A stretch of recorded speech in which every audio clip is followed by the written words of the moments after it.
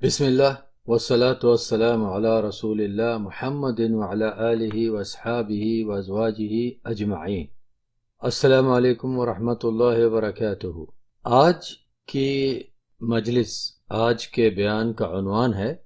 احکام شریعت جاننے کی کسوٹیاں۔ مسلمانوں میں پائے جانے والے کسی بھی مکتب فکر میں اس بات سے کوئی اختلاف نہیں کہ اللہ سبحانہ و تعالیٰ کی شریعت کے احکام اور معاملات جاننے کے مصدر قرآن اور سنت ہیں، لیکن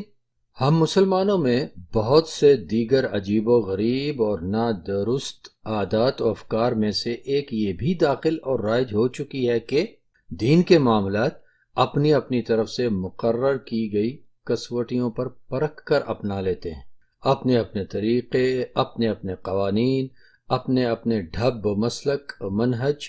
کے مطابق شریعت کے حکم لیے جاتے ہیں، عقائد اور عبادات بنا لی جاتی ہیں۔ اپنی اپنی پسندیدہ، اپنی اپنی اختیار کردہ شخصیات کے اقوال اور افعال کو دین اور شریعت کے احکام اور عقائد اور عبادات اپنانے یا رد کرنے کا معیار اور کسوٹی سمجھا جاتا ہے۔ بظاہر تو ہر کسی کا عنوان، یعنی ہر وہ شخص یا جماعت یا مذہب، مسلک، سب کا عنوان قرآن و سنت ہی ہوتا ہے۔ قرآن و سنت، کتاب و سنت، قرآن و حدیث، کتاب و حدیث، سب کا عنوان یہی ہوتا ہے، اور اپنی بات، اپنے عقیدے، اپنی عبادات کی دلیل بھی وہاں سے نکال ہی لی جاتی ہے۔ اگر ہر کسی کی بات کی دلیل قرآن و سنت میں ہے تو پھر کہیں کوئی غلط ہے ہی نہیں، اور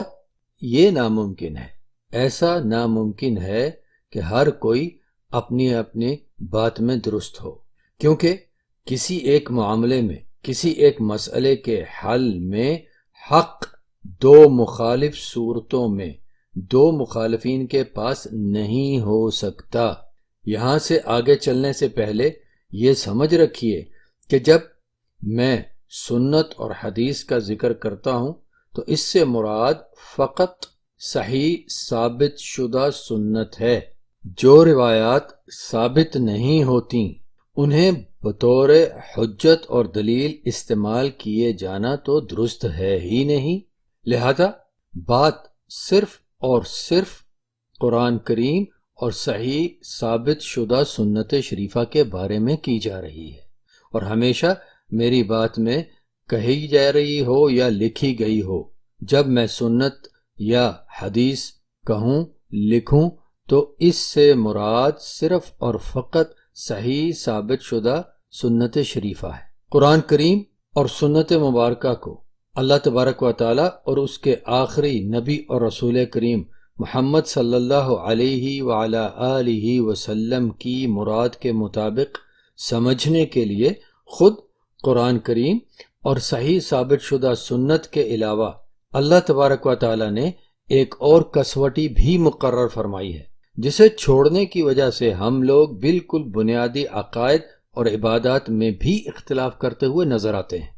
اور وہ کسوٹی ہے فہم صحابہ، یعنی صحابہ رضی اللہ عنہم اجمعین کی سمجھ کے انہوں نے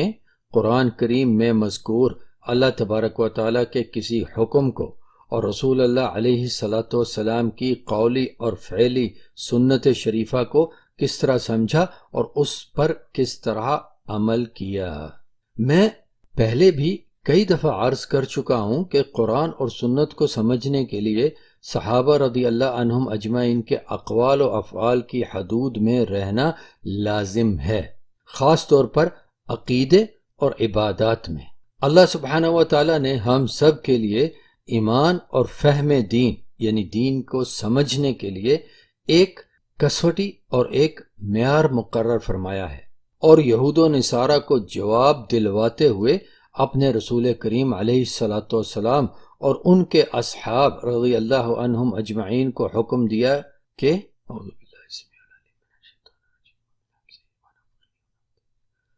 قولوا آمنا باللہ وما انزل الینا وما انزل الى ابراہیم واسماعیل واسحاق ویعقوب والاسباط وما اوتی موسیٰ وعیسیٰ وما اوتی النبیون من ربهم لا نفرق بین احد منهم ونحن له مسلمون فإن آمنوا بمثل ما آمنتم به فقد اهتدوا وإن تولوا فإنما هم في شقاق فسيكفيكهم الله وهو السميع العليم. تم سب یعنی رسول اللہ علیہ الصلوۃ والسلام اور ان کے ساتھی کہو ہم ایمان لائے اللہ پر اور جو کچھ ہماری طرف اتارا گیا اس پر، اور جو ابراہیم اور اسماعیل اور اسحاق اور یعقوب علیہ السلام اور ان کی اولاد پر اتارا گیا اس پر بھی ایمان لائے، اور جو کچھ دیا گیا موسیٰ اور عیسیٰ اور دوسرے نبیوں علیہ السلام اجمعین، دوسرے نبیوں کو ان کے رب کی طرف سے دیا گیا اس پر بھی ایمان لائے۔ ہم نبیوں میں سے کسی میں فرق نہیں کرتے، یعنی سب کی نبوت پر ایمان رکھتے ہیں، اور ہم اللہ کے لیے سرنگو ہیں، یعنی اس کے احکام کے سامنے اللہ تبارک و تعالیٰ کے لیے ہم سرنگو ہیں۔ اور اگر اس پیغام کے بعد اور اگر یہ تم لوگوں کی طرح ایمان لاتے ہیں تو پھر یہ ہدایت پائے ہوئے ہیں، اور اگر منہ پھیرتے ہیں تو کھلے اختلاف میں ہیں، اور اللہ ان لوگوں کے مقابلے میں آپ یعنی رسول اللہ علیہ الصلوۃ والسلام کی مدد اور حفاظت کے لیے کافی ہے، اور اللہ ان لوگوں کے مقابلے میں آپ کے لیے کافی ہے، اور اللہ سب کچھ سننے والا اور مکمل علم رکھنے والا ہے۔ یہ دو آیات ہیں سورۃ البقرہ کی، آیت نمبر 136 136 اور 137 137۔ اور مزید ارشاد فرمایا ہے اللہ تبارک و تعالیٰ نے کہ وَمَن يُشَاقِقِ الرَّسُولَ مِن بَعْدِ مَا تَبَيَّنَ لَهُ الْهُدَى وَيَتَّبِعْ غَيْرَ سَبِيلِ الْمُؤْمِنِينَ نُوَلِّيهِ مَا تَوَلَّى وَنُصْلِيهِ جَهَنَّمَ وَسَاءَتْ مَصِيرًا۔ اور ہدایت یعنی اللہ کی طرف سے ارسال کردہ احکامات اور ہدایت واضح ہو جانے کے بعد بھی جو کوئی رسول کو الگ کرے گا اور المومنین کے راستے کے علاوہ کسی بھی اور کی اتباع پیروی کرے گا تو ہم اسے اسی طرف چلا دیں گے جس طرف اس نے رخ کیا، اور ہم اسے جہنم میں داخل کریں گے، اور جہنم کیا ہی برا ٹھکانہ ہے۔ یہ سورۃ النساء کی آیت نمبر 115 ہے۔ اس آیت شریفہ میں ہمیں دو چیزوں کے بارے میں بڑی اچھی تعلیم ملتی ہے، وضاحت ملتی ہے۔ ایک تو یہ کہ المومنین اللہ سبحانہ و تعالی صحابہ رضی اللہ عنہم اجمعین کے لیے یہ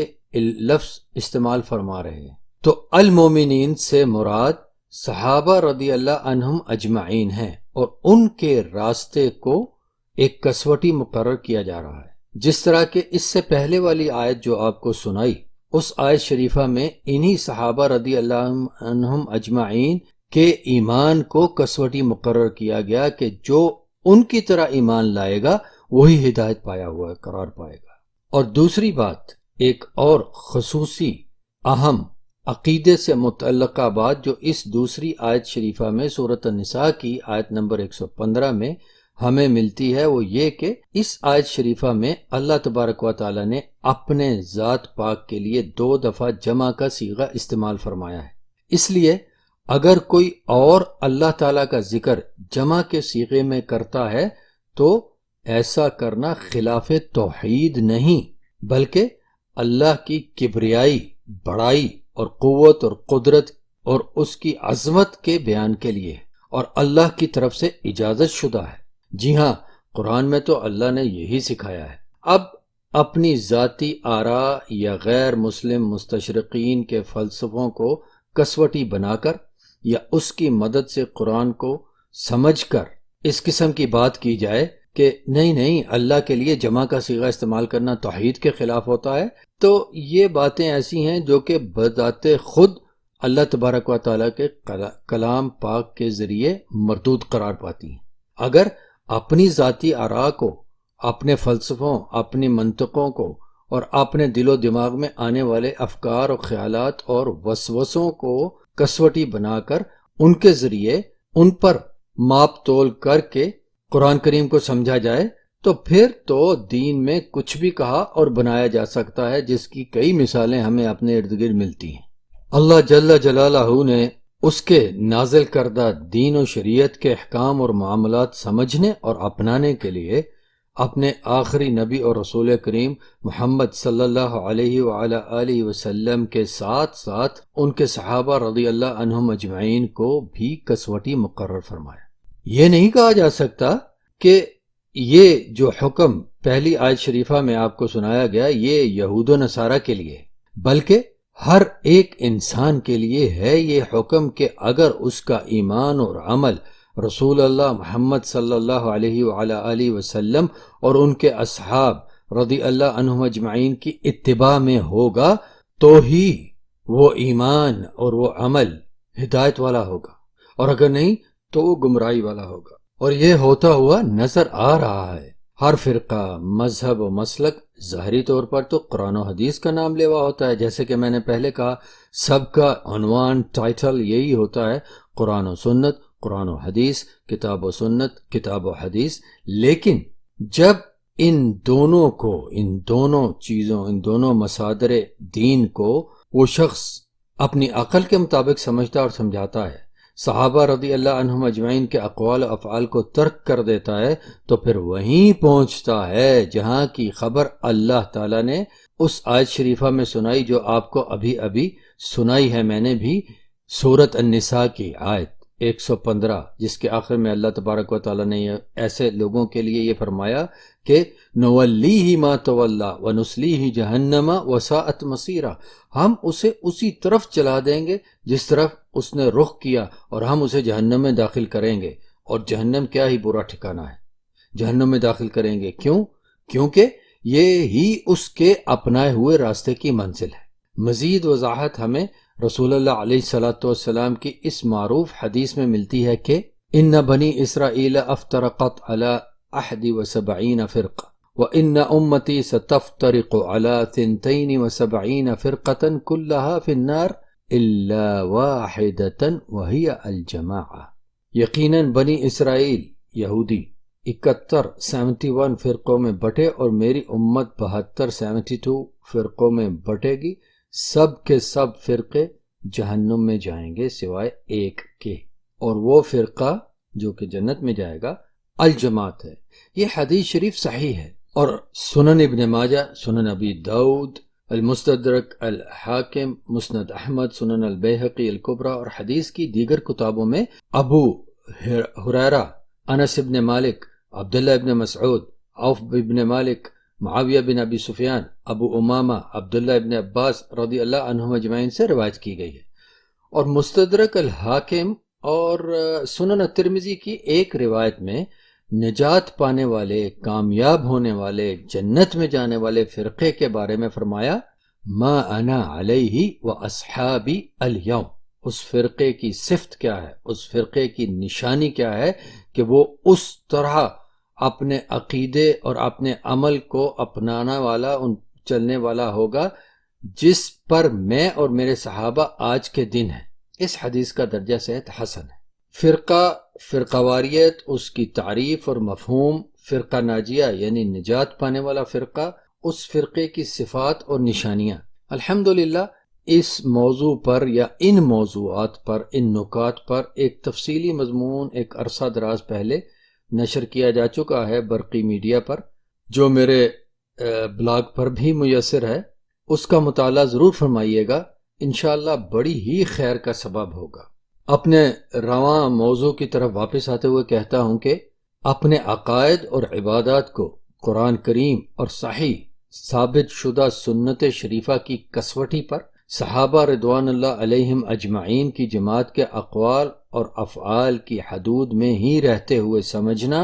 اور اپنانا ہی اللہ کے ہاں مطلوب اور مقبول ہے۔ کوئی عقیدہ، کوئی عبادت اور نہ ہی شریعت کا کوئی حکم، کوئی معاملہ اپنی مرضی سے نکالے گئے معنی و مفہوم کی بنیاد پر بنائے یا اپنائے نہیں جا سکتے، بلکہ مکمل طور پر حرفاً اللہ